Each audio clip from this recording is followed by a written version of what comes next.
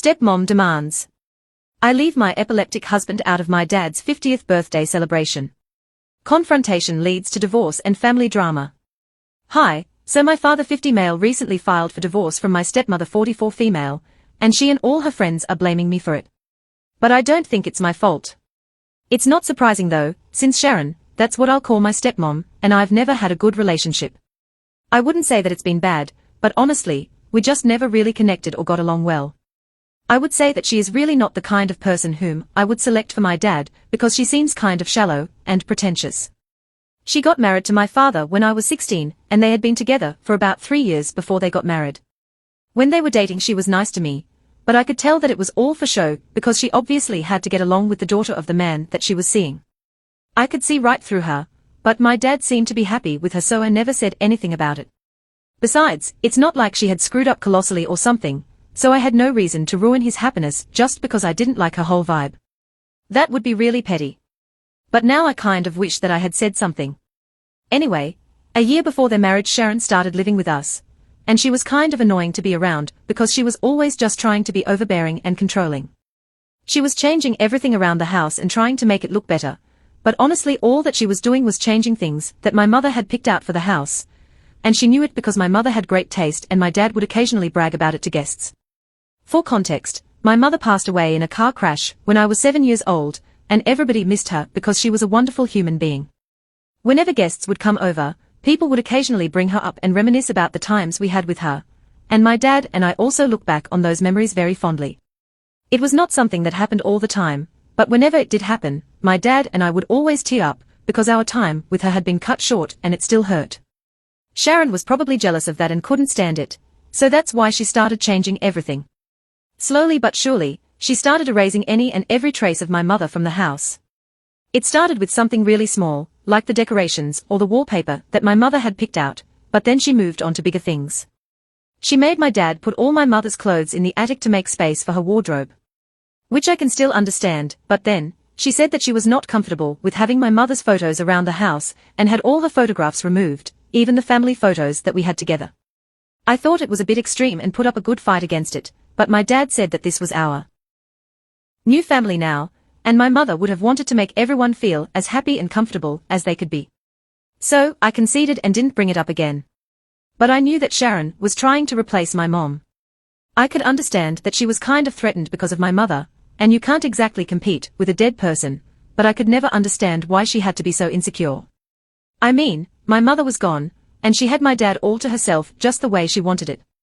People only talked about her because she had been young when she passed away, and of course, that had been a huge shock to all of us, so it was not easy for us to move on, especially for the people closest to her, her family. So it was natural for us to occasionally talk about her and keep her alive in our memories. That was the least that we could do. We didn't want to forget her, and if Sharon had any empathy at all she would respect that. Instead of trying to replace her, she would just accept that she was not my mother, and was never going to be. She was her own person, and that's just how it was. She could look at it as a positive thing as well, but she just had to feel threatened and make it into a competition, so she started trying to act like my mother, and her definition of being a mother meant that she had to control every aspect of my life. I believe that she felt that I would find it endearing, but I honestly just found it annoying, the way that she was constantly trying to tell me what to do. She would give me unsolicited advice literally all the time, be it about boys, clothes, or even my education. I mean, she didn't even have a college degree herself, but sure, I was going to take advice from her.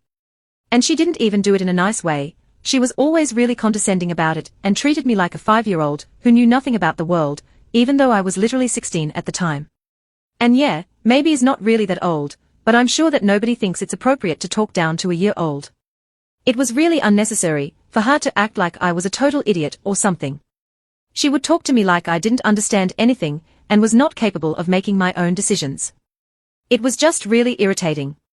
I don't know exactly how to explain it to you guys, but imagine being spoken to like you are a child, but it doesn't come from a place of concern or love.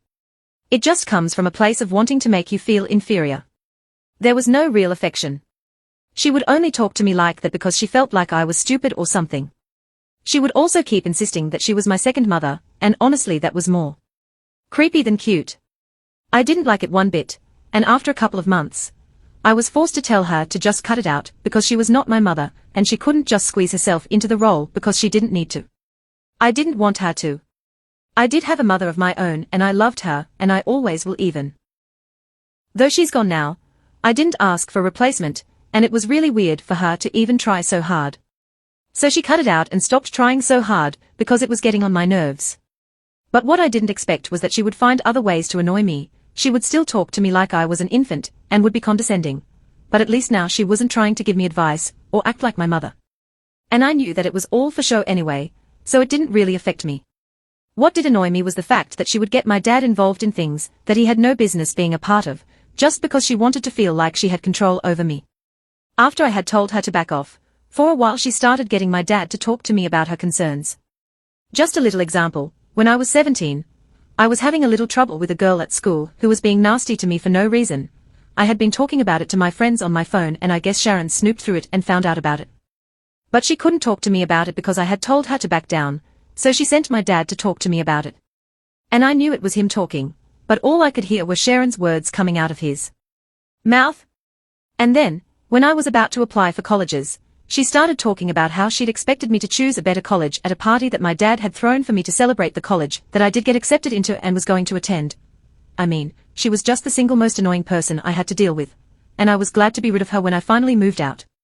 I think it's pretty obvious that after I moved out for college, I only came back home for the holidays because I didn't want to have to deal with her.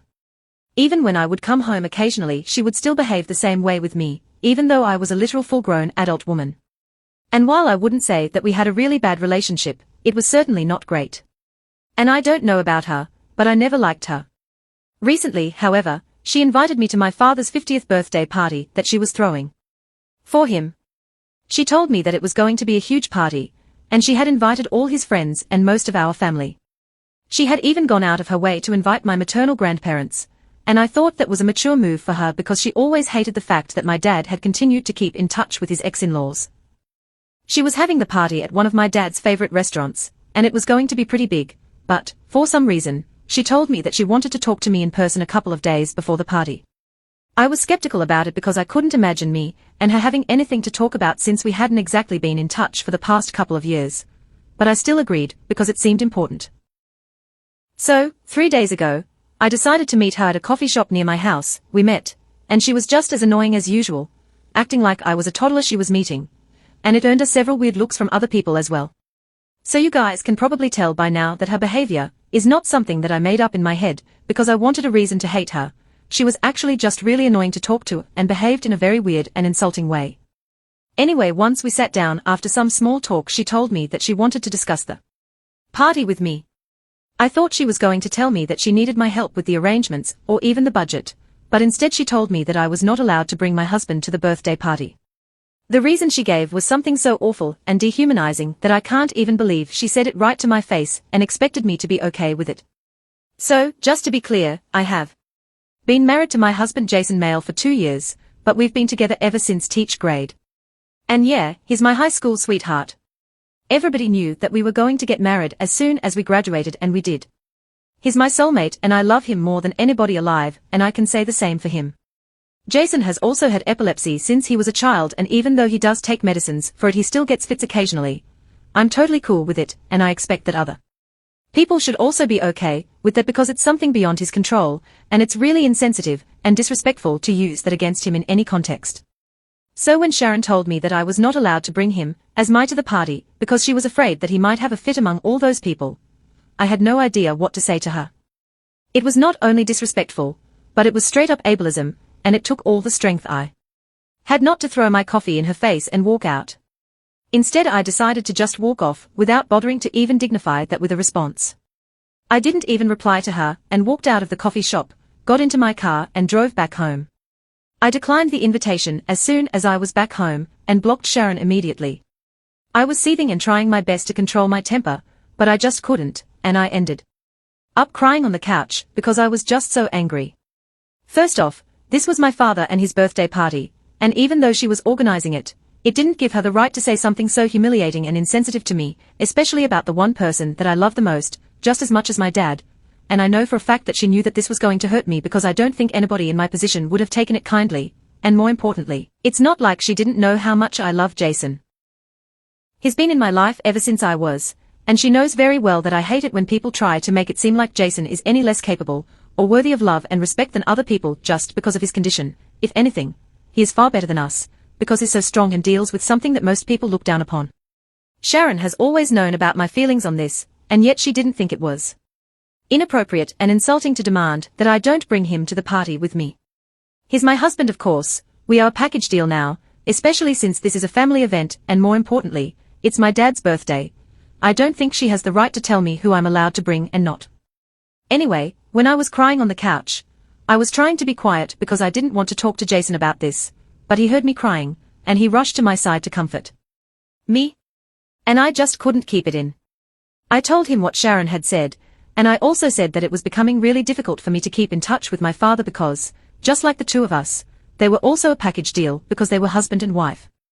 I didn't want to jeopardize their relationship, but at the same time, I just couldn't stand Sharon anymore. I had already considerably reduced my visits to my dad's house because of her, but right now, she was putting me in a position where I might have to cut them off entirely. I had already spoken to my father about the way that Sharon used to infantilize me and disrespect me constantly growing up, but he was convinced that it came from a place of love and affection, and she was just concerned about me, which is why she treated me that way. Plus I was really just a kid, because I was in my teens, and my dad didn't fully understand the extent to which Sharon would push me with her strange behavior. At the end of the day she was just being annoying, and it wasn't hurting me, so he let it slide. But this was something else. Jason comforted me, and after I'd stopped crying, he told me that he was used to people saying things like that about him, and it didn't really hurt him anymore, which is really sad and not how things should be. But he also told me that I needed to talk to my father because this was a lot more serious than before. And even though he didn't find it hurtful, he could tell that I was really upset. And it was about time that I confronted my dad about it once and for all. So after talking to him I felt slightly better, and I decided to talk to my dad about it. I had already declined the online invitation so Sharon would know that she screwed up, but that was not enough. She had taken things too far, and she needed to be taken down a peg. So I called my father up that evening and I told him what his wife had said to me. I told him that I couldn't in good conscience attend his birthday party anymore, or even stay in touch with them, because what Sharon had said had been deeply humiliating for both of us, and I couldn't accept that kind of behavior anymore. I also mentioned that I knew he loved her, which is why he'd always believed that she treated me like an infant, because she was desperate to have a good relationship with me. But the truth was she only treated me like that because she was desperate to establish how dominant she was. And when she couldn't do that, she started finding other ways to get back at me, and this was just one of them. There was a lot of pent-up frustration that I had to let go of, and I chose that moment to do it. My dad heard me out patiently, and after I was done venting he told me that he would see what he could do about this. He apologized to me, and said that he was really sorry about what Sharon had said about Jason. That was really unforgivable, and he could totally understand where I was coming from. He told me that he also loved Jason like his own son, and he wouldn't even want to party without him.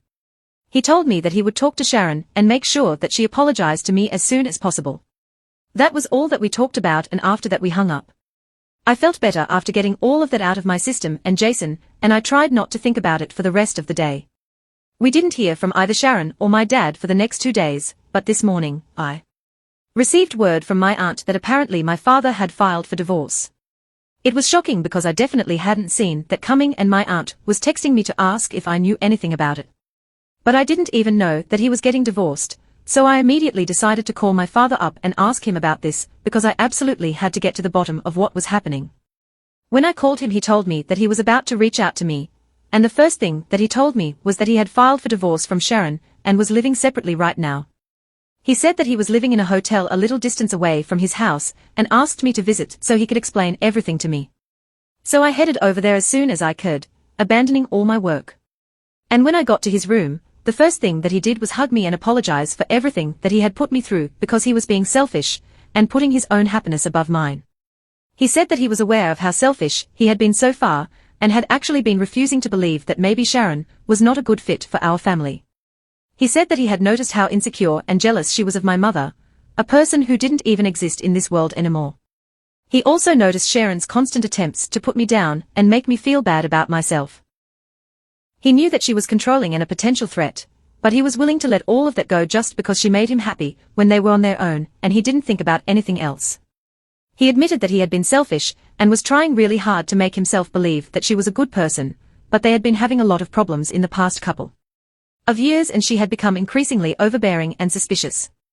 She was constantly accusing him of still being hung up on my mother, and would bring that up in every fight they had. She would constantly insult my mom and me, and he tried really hard to explain to her that he was in love with her, but she just didn't buy it and constantly compared herself with my mom. It was just getting insane and difficult, and the thing that she said about Jason was pretty much the last straw. They had already been having marital problems, and when my father confronted her about what she said that she didn't even feel guilty about it because she was trying to make everything perfect for him, and he should apparently have been grateful to her. When he tried to explain to her that he actually wanted Jason at the party regardless of his condition, she got mad at him and started playing the victim. It was the usual, saying that she was the bad guy because she had tried to do something nice for him. He tried to tell her that this wasn't nice because it was humiliating and insulting for me and my husband, but she was just not ready to hear it and continued to play the victim, even though she wasn't one.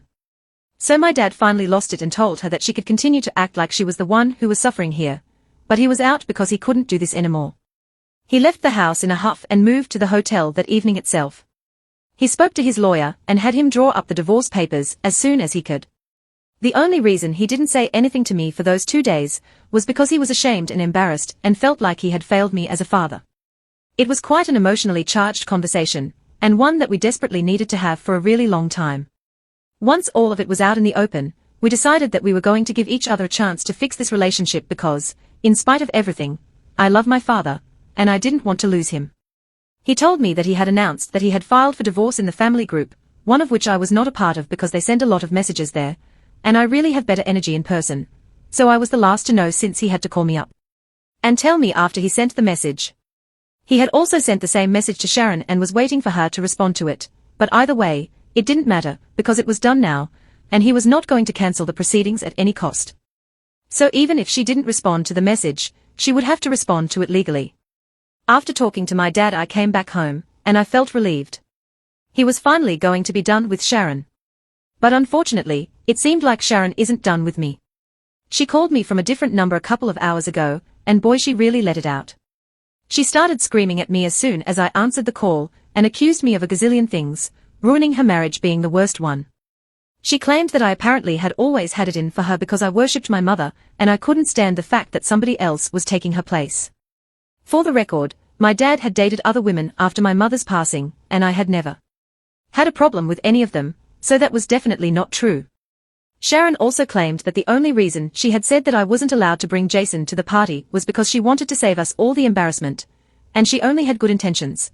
But I had to distort it into something evil because I hated her for no reason. She was drunk and having a hard time making sense. I actually felt pity for her, and I've been feeling really weird about it ever since that phone call. So AIAT her for telling my dad that his wife had told me that I wasn't allowed to bring my husband to his 50th birthday party because of my husband's epilepsy. Update 1. Hey, so it's been a couple of days since my post, and I don't even know why I was questioning myself or beating myself up about what happened. Sharon brought this onto herself, and there is no way that she can pretend otherwise. I guess I was just feeling bad for her because she was drunk and seemed like she was really in a lot of emotional turmoil, but honestly, this is not my fault. I mean, she told me that I couldn't bring my epileptic husband to a party because she was embarrassed by what could have happened if he had a fit there. What did she even think was going to happen? I was just going to agree and be like, yeah, my husband shouldn't come with me to my dad's birthday party because of his condition. You're right, Sharon. I mean, it's ridiculous to even think about right now. I guess I'm just a really sensitive person, which is why I felt bad for her. But now I know that there is no reason for me to feel sorry about anything that happened. Especially given the fact that none of this is my fault. Both my dad and Jason think that I did the right thing by telling my father because what she said to me was really insulting. And she's been acting like this since I was 13. She's had plenty of chances to fix her behavior and watch herself, but if she thinks that the way that she behaves is normal, then that's on her. Besides, how on earth was I supposed to know that she was having problems with my dad anyway? It's not like my dad discusses these things with me, and she and I are not exactly friends, so there is no way I could have known, and I definitely didn't do any of this on purpose. She's been acting like a grade A psycho for years now, and she's finally getting called out about it, and it's about time that it happened. Update, hey, so my dad called me today to tell me that he is still having the birthday party. I mean, it only makes sense because Sharon used his card to pay for everything, so he could still have the party and not invite her. So the party is still happening, and Jason and I are going to be attending it. Since it's in 3 days, we have already started discussing therapy for the two of us as we really want to fix our relationship, and this is not something that we think we can fix on our own, so we need the help of a professional. Jason also thinks that this is a great idea, and I'm really excited to be honest. My dad and I were close before and it feels like an old friend is coming home. That's pretty much the best way I can describe it. Still no word from Sharon regarding the divorce and everything, but that's not surprising. She's probably pretty insulted and she really should feel that way. Update 3. So my dad had the party today, and I thought it was going to be weird given the circumstances. But it actually wasn't. It was pretty fun and all of us had a gala time there. All his friends and a lot of our family members were present and nobody even talked about Sharon, just what was needed. Jason and I had the time of our lives. We got drunk and danced till our feet hurt, and this is probably the first time, in a really long time, that I remember having this much fun with my father. I felt like a little girl again, when we turned on the music and danced in our living room. It was great, and I just wish we could have more days like this. Update 4. Okay, so Sharon finally responded to the divorce petition, and she's not contesting it, which is pretty surprising. But then again, it was very unlikely that she would try to fight it. She is, however, demanding a huge sum as alimony, and quite frankly, I don't think she deserves it, but whatever, that's between their lawyers. The divorce proceedings and the settlement negotiations are supposed to begin in a couple of days, and I just honestly hope that it doesn't get nasty. On the bright side, my dad and I have started therapy, and it's going well. We have decided that we are going to try and have lunch or dinner together at least once every week and really rebuild our relationship.